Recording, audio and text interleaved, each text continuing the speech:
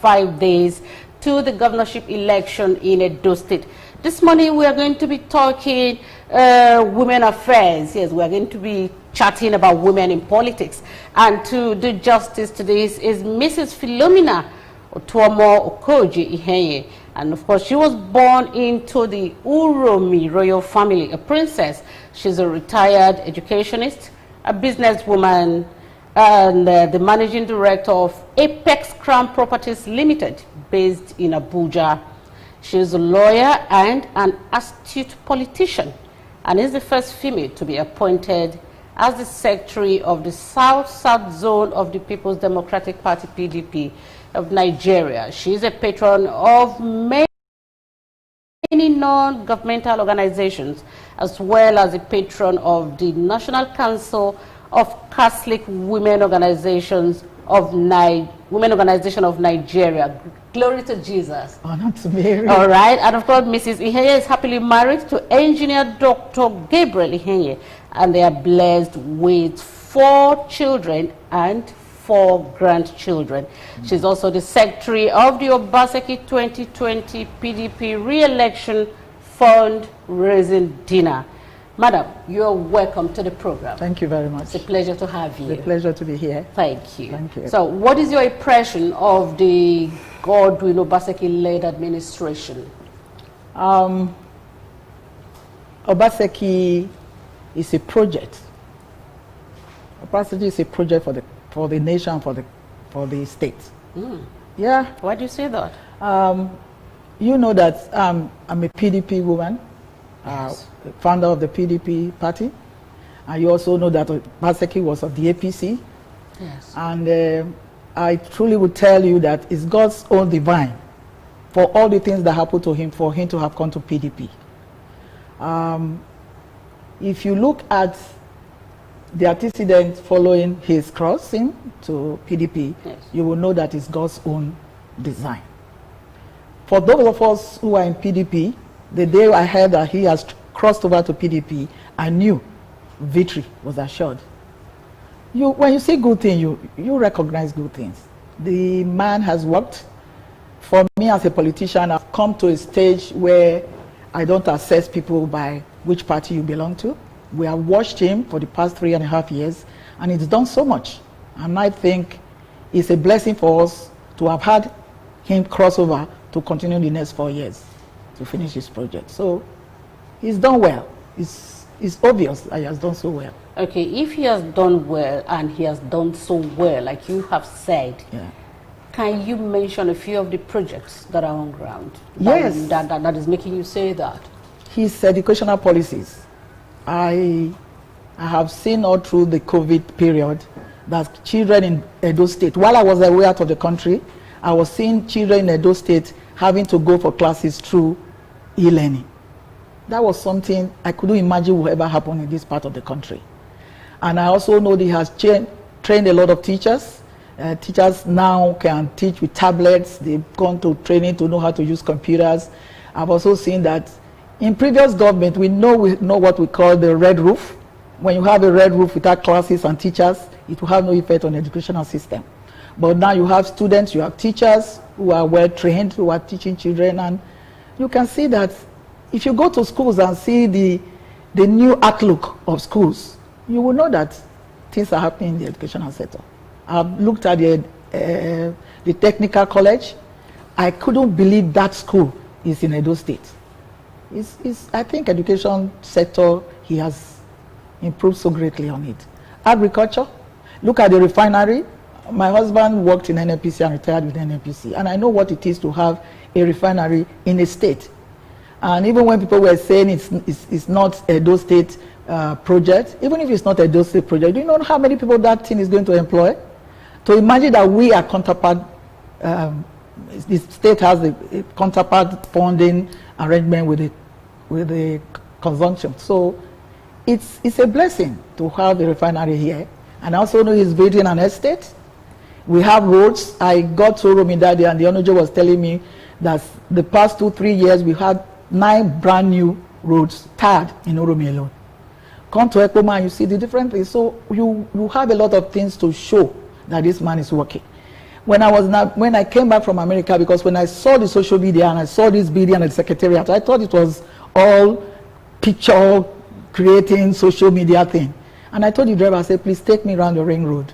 When I got to the ring road and saw that secretariat that was started by Bemudia when I was still probably in a secondary school, I shed tears.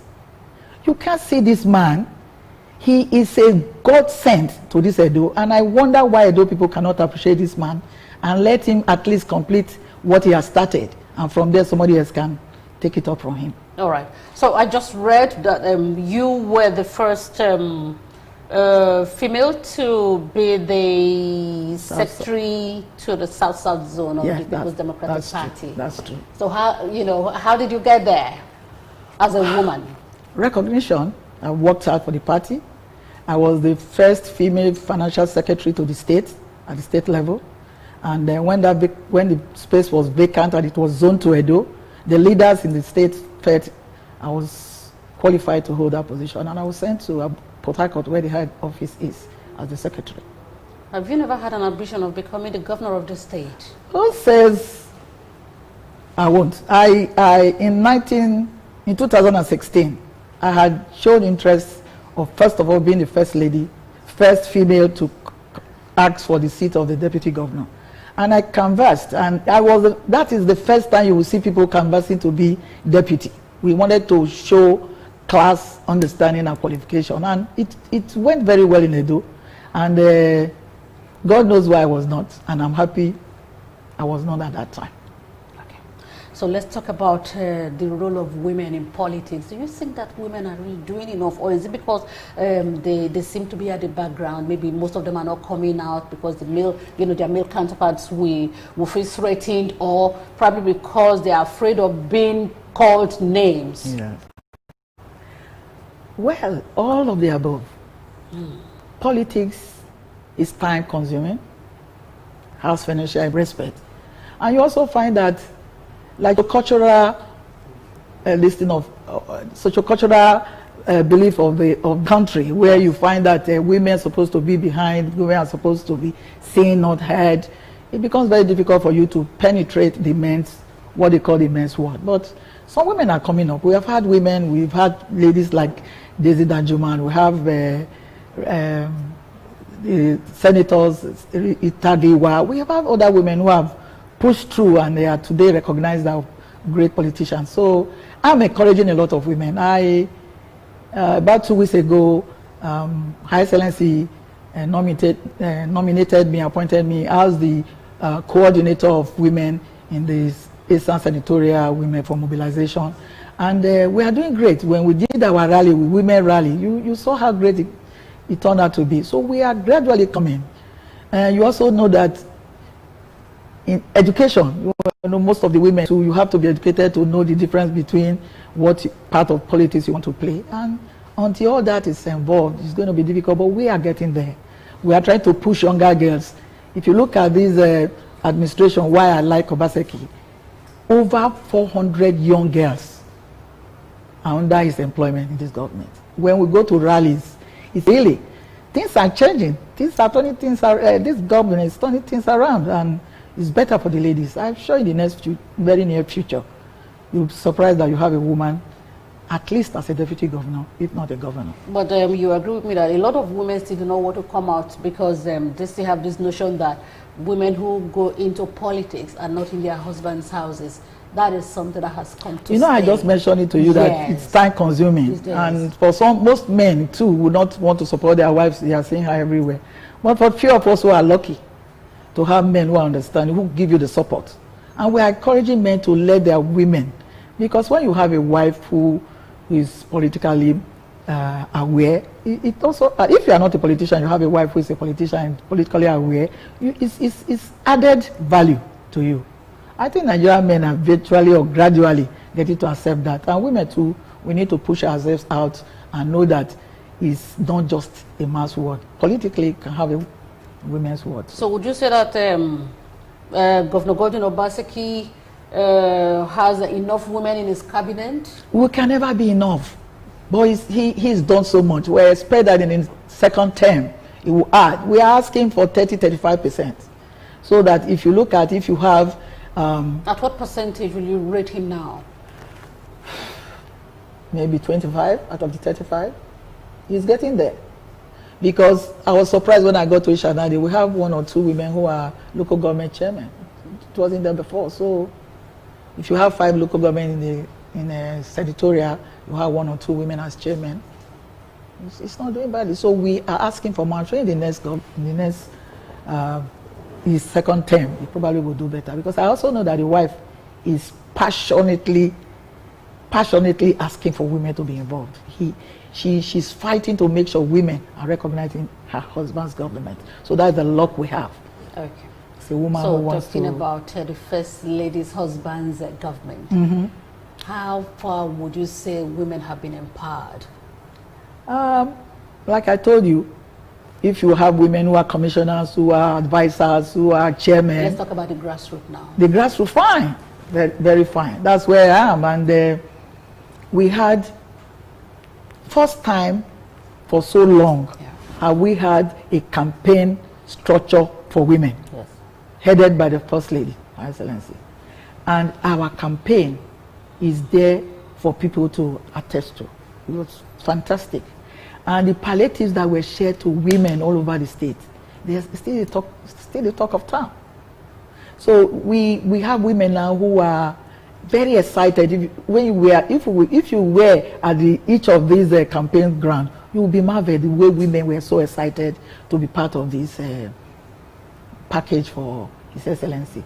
Women are beginning to know what it is to have dividends of democracy within this review of our new governor. And I'm sure when he comes, because we as PDP, we are just getting to know him in this past few months, and we've seen what he's done. I'm sure women who've been with him in his government. School. Our classrooms are well furnished, and of course our teachers teach us very well. Our teachers with new techniques and electronic devices have made learning very easy and fast. I cannot wait to be in school again tomorrow.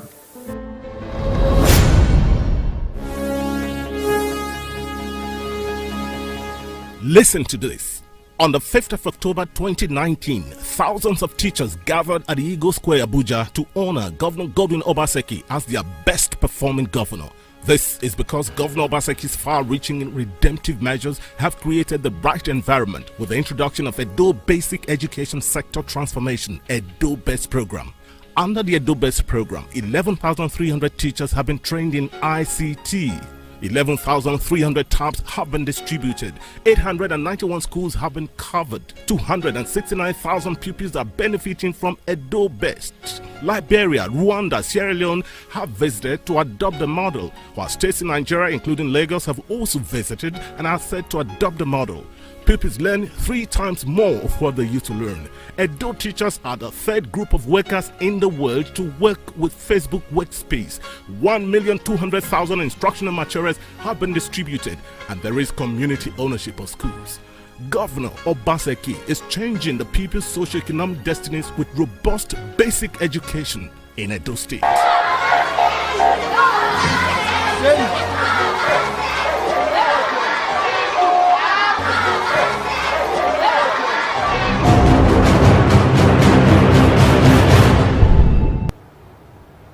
All right, you're welcome back. Now, madam, women in politics have influenced and changed the course of history over the years. So could you just undertake a historical excursion to review the significant achievements of some of these notable women? Yes, I think I gave a keynote address when we were talking about women in politics. And I've said that way back in centuries, tough women have always been part of the political history of this country. I mentioned people like Queen Ida, I mentioned Queen Amina of Zaria. We talked about Rason Kuti's mom, and as an activist, we talked about the present ones like Itagiwa and some other Daisy. There are women who have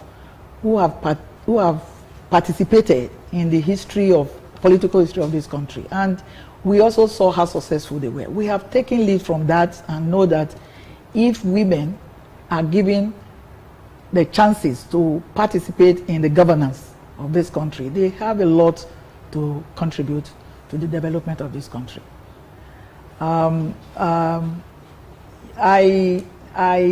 for one, I believe that women in politics, the importance of women in politics can never be overemphasized. I have participated in elections. I have led election in my state and in my local government, and I found that if you want to win election, most of my agents are women because they are very dedicated and very trustworthy. You find that if it's an election day, you tell people to queue the women. Once you tell them this, when they know where they are going, they stay there, they vote, they protect their votes. And even they are not afraid of the rascals who are coming in around. I've noticed that women play better politics than men. They are more dedicated to achieving results when we are doing elections. And I've had cause to tell the governor that in this election, women are going to be very involved. When we are talking about agents, he has agreed. Most of the agents are going to be women who will stand there and protect their vote because they fear nothing. They are very determined to win and the state to win. So women, like they always say, I want to protect women. I am not a woman leader. I protect women's interests. That is the difference. And I know when I believe in justice and fair play. And I also imagine that sometimes they are undermined, and that gets me really, really worried. So if you can just give them what they deserve, they are very easy to satisfy. They are not very greedy politicians like the men. So it's easier to control women than men. Are you saying that the men are greedier than the women? Sometimes politicians, they don't want to give room for others to be part of the system. And I'm saying that women are there, they've been there, and we have seen results. It's true. So let them give them time. And I'm also telling the women, you need to push yourself for recognition. If nobody's going to really push you up if you don't come to be part of the system. So we are looking forward to more women coming to join, and let's see how far we can go. We are there. Are you a politician or you play politics? I'm not a politician. Neither do I play politics. I just have interest in the development interest of this state. Wouldn't that have been an anti-party? Well, you can call it so they'll get to understand. I'm telling you, we've had cause to experience some things like that before. I'm just telling you that God knows how hard I've worked for my party, and he didn't want me to have that kind of name. That's why he asked the governor to cross to my party. So he made things very easy for me. I just want to express to you how deep of appreciation I had for his style of governance. That's just a way of expressing. So, as a past secretary of the South-South Zone of the People's Democratic Party, what would you say you have attracted to your community or to your state? Wow. Yes. I am the first and the only woman yet to be appointed to that seat. Yeah. So to my community, they saw it as a great honor and great respect. So even if I'm no longer the South-South secretary, anywhere I go within my community in Edo, and you say, this is the former secretary, I say, oh, you're the first woman secretary of this state, because you know what it is to be in PDP, a very structured party. What I mean, a grounded party. It's not a party where you don't have structure, there is hierarchy.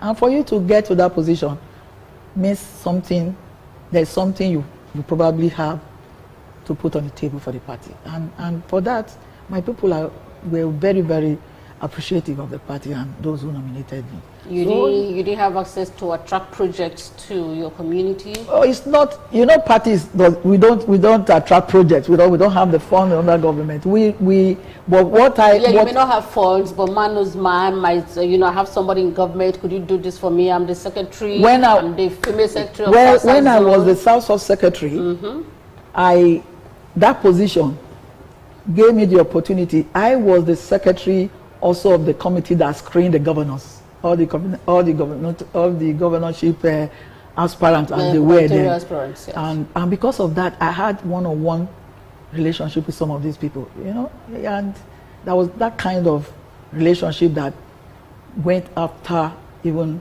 my serving my term out. So for that, if for instance I have a problem in the state and my chairman is talking about having to talk to a governor, I can say, oh, you know what, I know this governor, he was under me, and you can talk and things are done, especially when we didn't have any governor here. So a lot of the South governors were very helpful to our state then. So that kind of relationship existed. And you're still maintaining the relationship. Because PDP is like a family. It's a fantastic place to be. Okay. So now, in your own opinion, what do you make of the governor's strides in attracting investments to Edo State? You know, I came back into the country. I was stranded with this COVID something, and I came in August. And when I watch the television, I see Uromi talking about the governor of IMOU. And what came into my mind is that maybe this man does not know what is the meaning of MOU. You see, because our governor is a technocrat, he has managed money, he has managed resources. That is the gain we have in this state. If you don't have an MOU, then you have no agreement with anybody. And some of these projects are not the projects with the kind of the resources we have in this small state of ours to have the kind of industries that this man is inviting and attracting to the state. A refinery, a modular refinery, you have the port, the Gele port, you have so many other things. How would he have done them? It's a fantastic idea and it's only him with that knowledge that can do that. The average politician probably will not even know what it is to attract MOU, attract companies or industries into your state. So, like he rightly said, if you want to have an agreement, you want to have a business with somebody, you have to have an agreement. An MOU is just an agreement to keep our own part of the agreement. If it is not kept, agreement can be cancelled. But if you don't have MOU, you have nothing to hold on to when businesses fail. Okay. So have you been out on campaigns recently? Did you join them? Oh man, every day. Okay. I told you that why we were doing, like, the style of campaigning this time also changed. And are you talking about the word-to-word campaign? The word-to-word campaign, that has never been done. A governor visiting all the 194 or something, 192 wards in the state, unbelievable. So because of his style, we too, like I told you, we had senatorial word-to-word rally. We also had senatorial local government to local government rallies. So we are part of that. Having done that with the governor, Her Excellency also started the word-to-word and local government to local government for women. Fantastic. Unbelievable. The reception is unbelievable. It's so exciting to know that Edo people can be as happy. If you look at the pictures, you will see joy in rallies. How people's faces expressing joy and happiness. I have never seen since 1998. I have never. It's a revolution, and I hope that will translate to the victory of the 19th September. If what we are seeing outside, if what we are seeing at the rallies, if we can take that to 19th of September, it will be a record breaker. I was just going to ask you, how confident are you that the governor would win this election on September 19th? Oh man, I told somebody, I said, you know what, we are talking of the gap. Everything being equal. No interference, no rigging, no manipulation, no stuffing of buses by the opponent. You will see a result that you have never seen before. Because we are doing house-to-house campaign and we know people's responses. It's unbelievable. Are you saying that the people actually believe in and trust the governor? Oh yes, because he has touched virtually every part of the state. I am from Uromi, but married to an Ekpoma man. If you look at Ekpoma today with its roads, you won't believe it. That the market women you can drive your car along the main road of Ekpoma without falling into a ditch or something like that. It's unbelievable. Go to Ekpoma, go to Ali University. It was like a poultry farm before Obaseki came in. Go and see the infrastructure. Go and see the buildings that are there. And you think Anisha man will not appreciate that? No. We are waiting for 19th of September, just a way of telling him thank you for being who he is, a true son of Edo. We are very proud of him. And I'm very confident. Nothing, absolutely nothing, that will stop us from winning that election. Okay. So what do you have to say to the teachers and pensioners who happen to be having a very good deal in this administration? I have a cousin who's a teacher here. She has started, why that period during the COVID when we were not going, she was already campaigning. She told me, hey, auntie, if this man doesn't come back, she probably will retire. Because she doesn't want to go back to that time when salaries are not paid for 6, 7, 8 months. By the 25th of every month, they get their alert. I have a senior sister, my most senior sister is a retired headmistress. She gets her pension and her monthly stipend every time, every month. So why would they not be happy? Why would they want to live what they see and they are enjoying and somebody else who is giving promises? See, that is the difference. I'm telling you the truth. I have nothing against the All Progressive Congress candidate. He's my very good friend. But I'm saying, you have seen a man. And all politicians. Oh, friends. yes. No, not all our friends. When you say they are friends, I told you I was almost his deputy. We are closer, honestly speaking. But my own is this. What is right is right. What is good is good. What is fair is fair. What you see is what you see. This man has worked hard. Allow him to finish his term.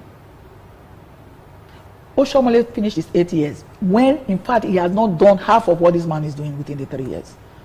So he has the right of first refusal. So they should have allowed him to contest under their party. But it now became a blessing for my party, and we're happy for that. All right. We are chatting with Mrs. Philomena Okojie Ihenyen, and she is the secretary to the Obaseki 2020 PDP re-election fundraising dinner. When we come back, we'll definitely talk about our fundraiser.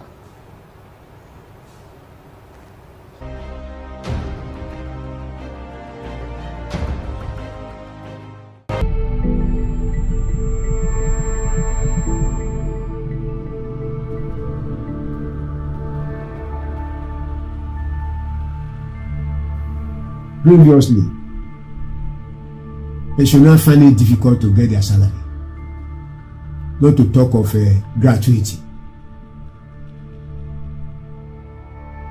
Thank God today the modality that is in this very present regime of Governor Obaseki, he has changed many modalities to be in favor of pensioners. The last clinic we did so, this very last clinic, to print and go, help many situations that pensioners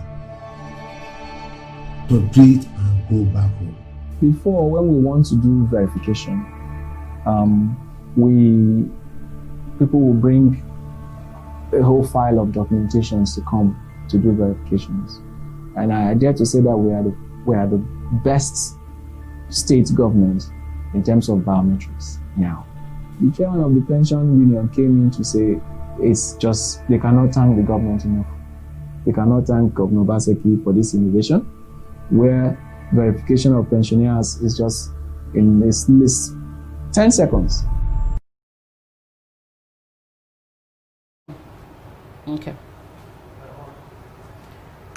All right, you're welcome back to the program. Now, Mrs. Ihenyen, Princess. We are told that you have been involved in a lot of fundraisers. Could you just run us through? Yes. In 2003, so I was elected as the financial secretary to Edo State PDP. And From then on, I've always raised money for the party. When Senator Okojie contested, I was the director of finance for his campaign.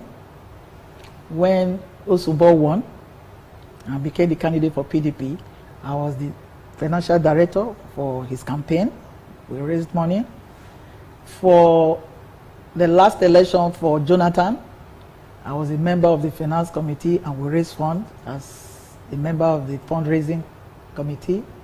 And in the last election where we had the National Assembly and Atiku, I was also the financial director for fundraising. So we are used to it because PDP as a party, we learn to separate the government from the party. If you look at this present situation, we have a governor who wants to put his money where his mouth is. He operates his government different from the party. And as a party, we also need to give a helping hand for mobilization and all the other processes leading towards the election. And we know that it's not business as usual. We have a governor who is not going to get involved with such practices. He agrees that we need to have funds to make things, some of these things move, now, processes to move. Let's talk about the fundraisers. Now, yeah, as you have participated, would you say that the people were ready to support whoever you were raising the funds for? Yes, because by the time you are raising the fund, we already have a candidate. And the party structure is so that we also really want to support our candidate. So as we are seeing him, we are not seeing him as a governor, we are seeing him as a party candidate.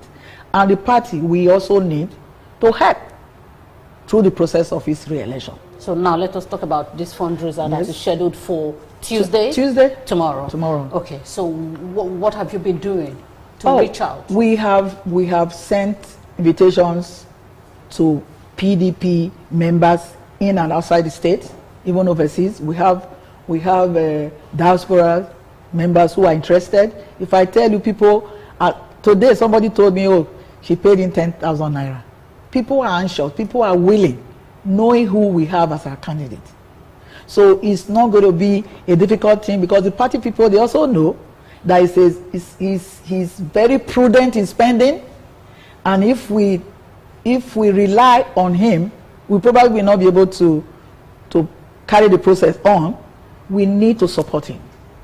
It's not like previous government where a governor can come out and open the treasury for the party to spend as much as they need to get election done. No. If we don't do this, we will not be helping him. So we need to do that to get the party structure moving towards on the 19th for election. It's just a few days to the 19th. Yeah. So why the fundraiser now? This one we need mobilization. We're going to move people. We have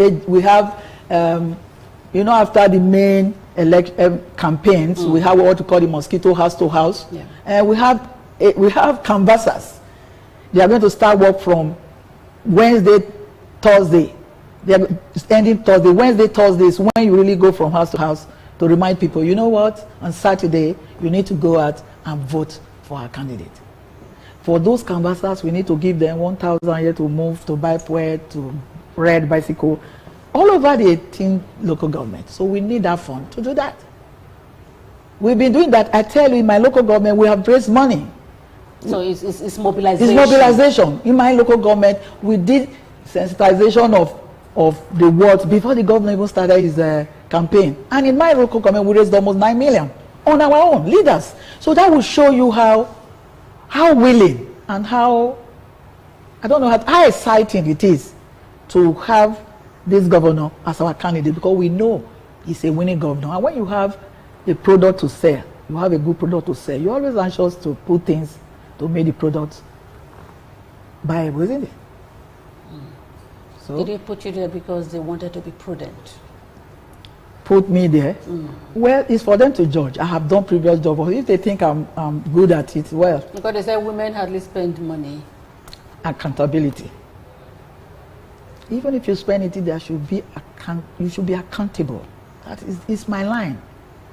if like the governor said, one day he told me, he said, you know what? I'm a manager of money and human resources. If you give me money to manage, I should be able to give you an account. And that song. You don't, as an individual, he has been given the Edo as a package to manage. It's his responsibility to give account of his stewardship. And that's what we all should emulate.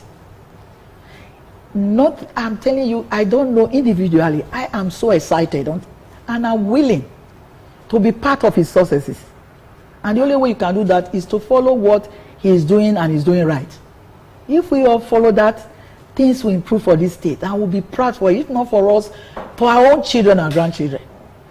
And honestly speaking, for the sake of the youth, for the sake, I was talking to youth that I said, you know what, I'm campaigning for you.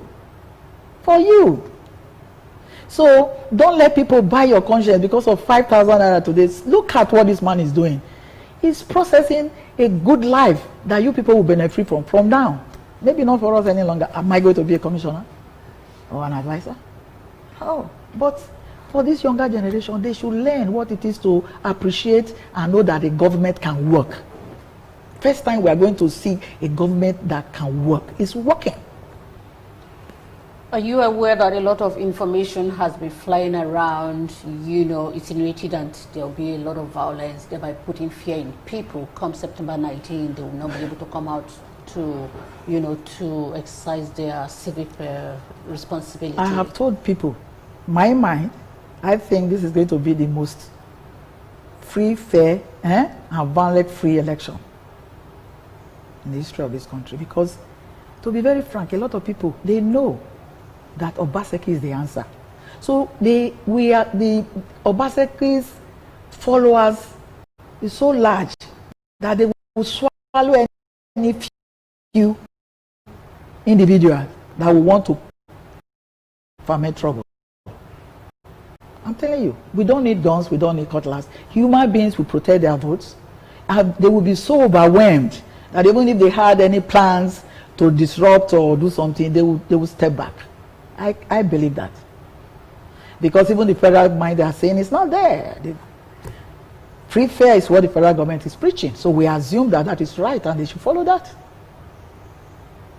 So it's going to be a free election. What I mean, it's going to be a violent free election. My own, I'm saying it. They will be so overwhelmed with people and the turnout, what people feel on the field, that they on their own just vote and probably go. Yeah. So if you were to talk to the electorate now, what would you say to them? Go and vote your conscience. Go and vote between light and darkness, between good and bad, between progress and retrogression. Vote your conscience. And I know that those who have conscience, they know Obaseki is working and is ready to work more. Thank you very much. Thank you. All right, with that, we've come to the end of today's edition of our program. We'd like to say a big thank you to Princess Mrs. Philomena Okojie Ihenyen. She's the secretary to the Obaseki 2020 PDP re-election fundraiser dinner, which is coming up Tuesday. So thank you so very much. Thank you. It's a pleasure. Thank you for having me. And we wish you all the best at the fundraiser. Thank you. I hope you'll be there so that I can come out your widow's mite. Somebody told me about widow's mite. I said, no, widow's mite is all what you have. I hope you'll be there. Yeah. Well, if you invite us. You are invited. I'm going to give you your card. We invite you. Thank you very much. Thank you very much. All right. So my name is Habiba Oyere Oyarekwa, but meanwhile, let me just remind us that later in the evening, we are going to be taking some of our Edo sons and daughters that are based in Ontario, Canada. They will join us on this program at 7 p.m. Stay with us. Bless you.